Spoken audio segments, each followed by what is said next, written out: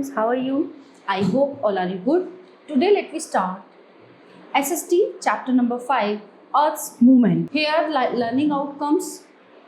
Okay, so this chapter Earth's movement. Earth कैसे movement करती है, तो ये पूरा हम उसके बारे में पढ़ेंगे आज.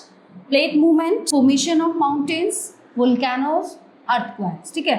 So the Earth's crust is relatively thin and is broken up into a series of plates which fit closely together called lithospheric plates. Okay, so they are constantly in motion. The Eurasian plate, the North America plate, the Antarctic plate, the Indo-Australia plate, the Pacific plate, and the South America plate. Massive forces inside the earth cause the continents and oceans to move apart and together again. The tremendous heat generated inside the core of the earth causes the rocks in the mantle to become molten.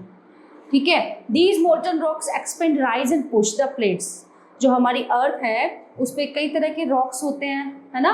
Rocks मतलब क्या होता है, ये अपराइज होते रहते हैं, ऊपर नीचे एक दूसरे से टकराते हैं.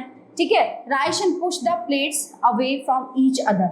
So when they cool down, they sink and bring the plates, है ना, towards each other. So this process is known as plate tectonics. Plate movement. There are three types of plate movements. Divergent plates movement occurs when two plates move away from each other. Cracks or gaps are created at the plate boundaries through which magma from the mantle oozes out. When this magma solidifies, new crust is formed. ठीक है. तो क्या होता है, नए form में आ जाता है ये. Convergent plate movement occurs when due to forces of compression two plates move towards each other and they collide. When two continental plates collide, they form mountains. Transform plate movement occurs when two plates side past each other.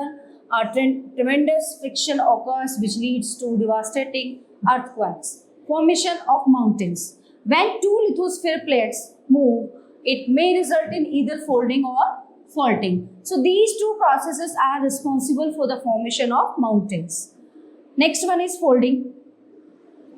When two plates collide, a force of compression is created. As a result, the rock layers of the Earth's crust again get folded. So this process is called folding. So alternate a force called anticline and downfold. So called syncline are formed on the rocks. This is how fold mountains are formed. So the Himalayas and the Alps are good examples of fold mountains. Faulting. So what is faulting? When two plates move apart from each other. जब दो plates जो है apart मतलब एक दूसरे से touch होती हैं, a force of tension is created. तो एक फोर्स लगता है उसमें. As a result, the crust get cracked. So this process of displacement. एक डिस्प्लेसमेंट मतलब एक जगह से दूसरी जगह खिसकना. Okay. Of rock strata on either sides of the crack creates faults and is called faulting. So block mountains and rift valleys are the most common landforms produced by faulting. A block mountain is formed when there are two almost parallel faults and the land between them is either uplifted or left standing after the surrounding areas have subsided. The Vindhya and the Satpura ranges in India are examples of block mountains. So a rift valley is formed when the central block of land between two almost parallel faults sinks down. So the Great Rift Valley of Africa is the best example of a rift valley.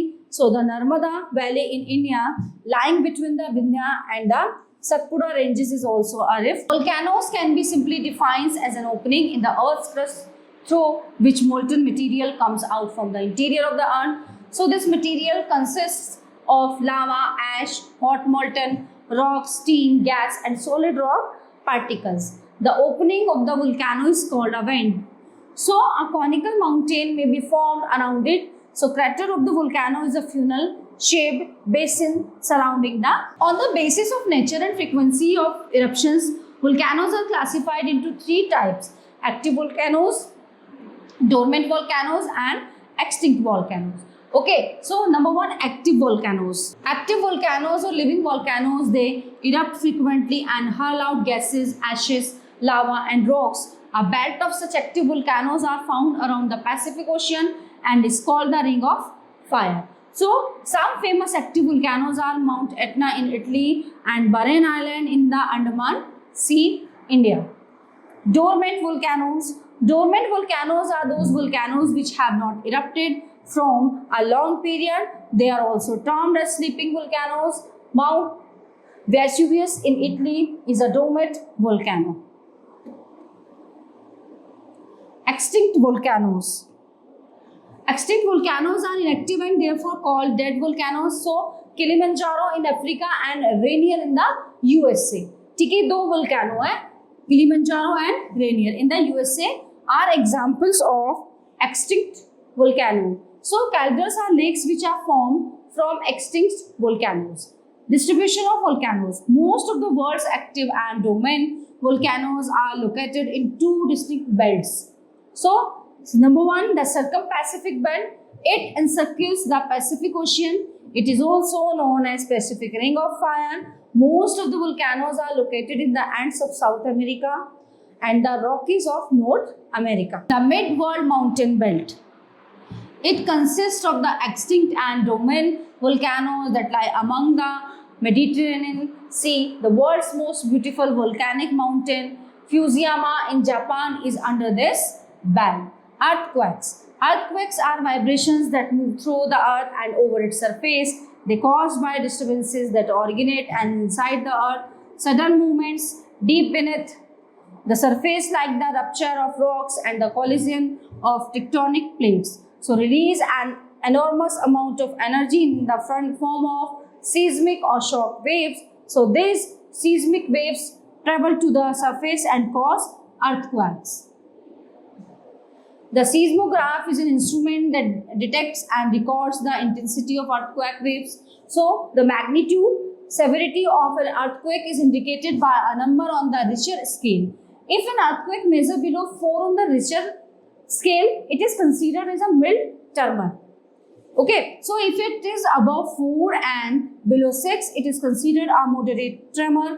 Buildings shake and things fall down. If it measures more than 6, it is considered severe earthquakes and can be disastrous.